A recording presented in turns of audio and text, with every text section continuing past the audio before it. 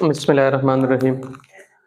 2026 में फिजिक्स का जो पेपर है, कोहार्ट बोर्ड का या केपीके में, आप किसी भी बोर्ड से अगर आप ताल्लुक़ रखते हैं तो आप उसमें क्वेश्चन जो है वो किस तरह सॉल्व करेंगे।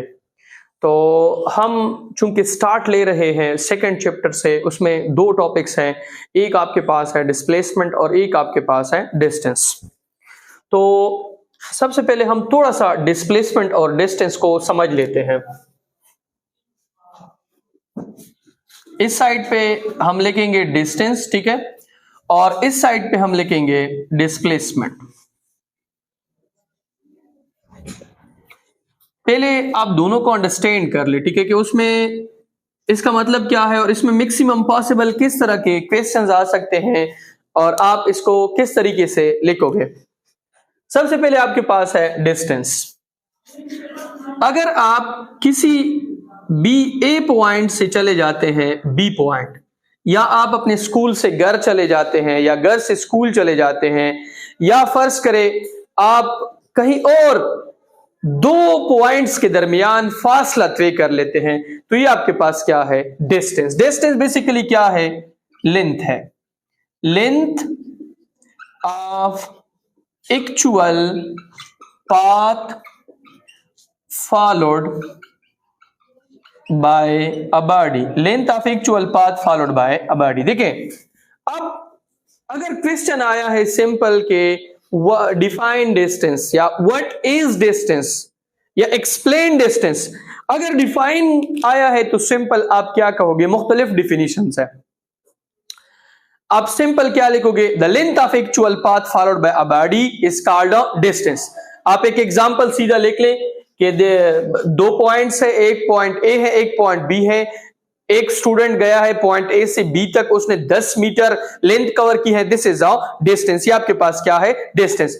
अगर उसने ये क्वेश्चन दिया है शॉर्ट क्वेश्चंस में, तो शॉर्ट क्वेश्चंस जो है वो मिनिमम आपका 4 to 5 लाइंस होना चाहिए, 4 to 5 लाइंस मिनिमम होना चाहिए, जिसमें उस क्वेश्चन के मुतालिक जो आपसे पूछा गया है कि वो सारी चीजें उसमें मौजूद हो। अगर वो सारी चीजें उसमें मौजूद है, कुछ स्टूडेंट गिला करते हैं कि सर मैंने कंसेप्चुअली लिखा था। आप लोगों जिस तरह की कंसेप्ट आप लोग लिखते हो उसमें कभी कभी आंसर भी नहीं मिलता है, कभी कभी वो रिक्वायर्ड आंसर उसमें नहीं होता है, आप कहते हैं कि मैंने कंसेप्चुअली लिखा है। अब डिस्टेंस जो है उसमें आपने ये चीज जो है नोट करनी है कि डिस्टेंस क्या है, length of actual path followed by body.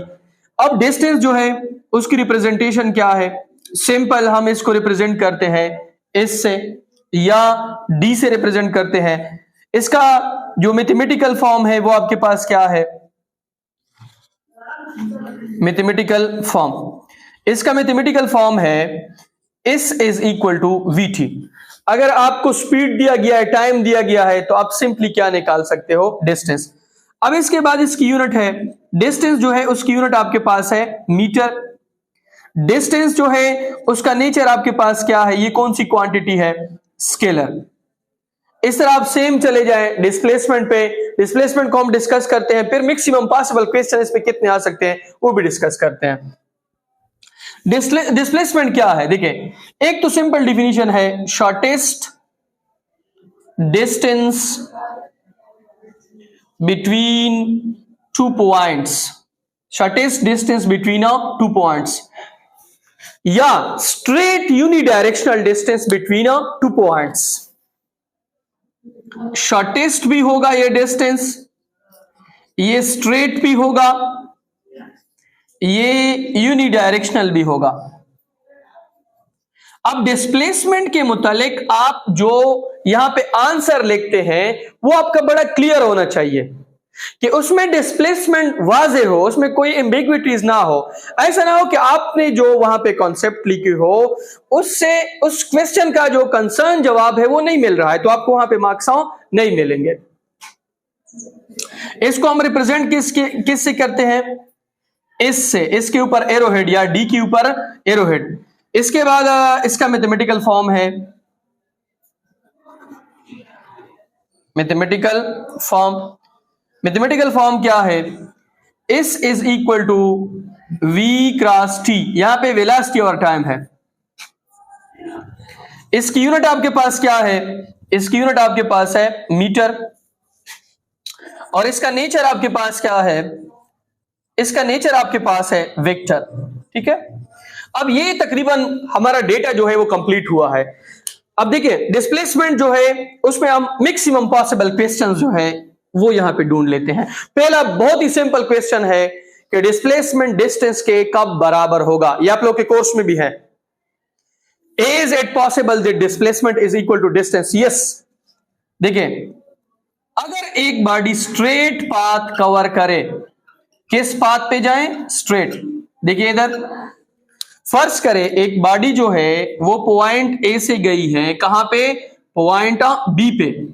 तो यही जो पाथ है यही उसकी डिस्प्लेसमेंट है और यही उसकी क्या है? डिस्टेंस है। तो इस केस में डिस्टेंस किसके बराबर है?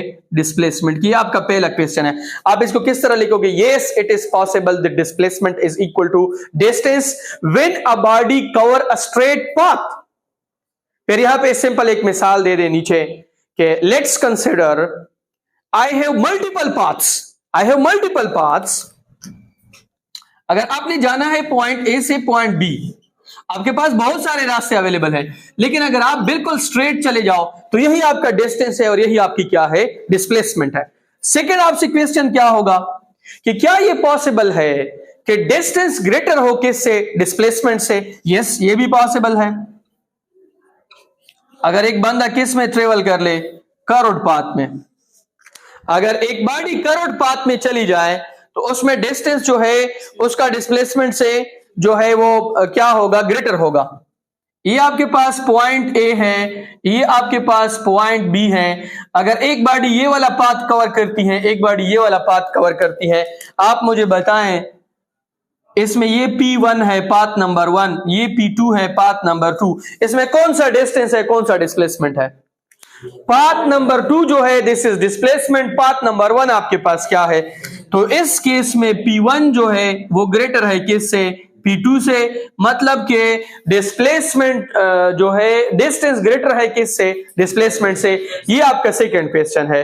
अब इस पे और किस तरह का क्वेश्चन आ सकता है? इस तरह भी आ सकता है कि वो आपसे पूछे, वो आपसे क्या पूछे? वो आपसे पूछेगा कि क्या ये पॉसिबल है कि डिस्प्लेसमेंट क्या हो? जीरो हो। डिस्प्लेसमेंट किसके बराबर हो? जीरो के। डिस्टेंस जो है वो जीरो के बराबर ना हो। क्या ये पॉसिबल है? बिल्कुल पॉसिबल है। अगर एक बॉडी जो है वो क्लोज पाथ में जाए, देखिए पॉइंट ए से हो जाती है पॉइंट बी, फिर बी से किधर जाती है? सी, सी से किधर जाती है? डी, डी से किधर आती है? ए। ठीक है, ये क्लोज पाथ है। This is your initial position and this is your फर्ज करें फाइनल पोजीशन। एक बॉडी यहां से चली जाती है यहां, फिर यहां से आती है यहां, वो अपने ओरिजिनल पॉइंट पे दोबारा वापस आ गई है। तो इस केस में आपकी जो डिस्प्लेसमेंट है वो किस चीज के बराबर है? जीरो। लेकिन डिस्टेंस जीरो के बराबर नहीं है। ये आपका थर्ड क्वेश्चन हुआ डिस्टेंस और डिस्प्लेसमेंट के मुतालिक। अच्छा, अब आपसे फोर्थ क्वेश्चन ये पूछ सकते हैं कि अगर एक बॉडी सर्कल में, फॉर एग्जांपल आपके पास एक सर्कल है, सर्कल में स्टार्ट लेती है, दोबारा अपने ओरिजिनल पोजीशन पे पहुंच जाती है, तो आप मुझे बताएं इस केस में डिस्टेंस कितना होगा, डिस्प्लेसमेंट कितना होगा? आप सिंपल उसको कहोगे कि circle is a close path, here displacement will be equal to zero, but distance किसके बराबर होगा? डिस्टेंस आपके पास बराबर होगा s is equal to 2 pi r। ये आपके पास क्या है? Circumference of a circle. इस केस में डिस्टेंस जो है वो आपके पास सरकमफेरेंस ऑफ सर्कल के बराबर होगा और डिस्प्लेसमेंट किस चीज के बराबर होगा? जीरो के बराबर होगा। अच्छा, अब इस तरह का सवाल जो है वो भी पूछ सकते हैं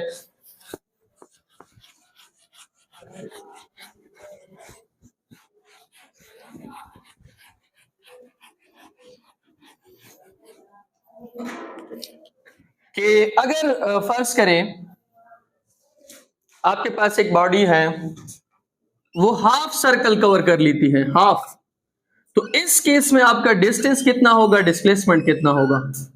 कोई बता सकता है? ये पॉइंट ए है, ये पॉइंट बी है।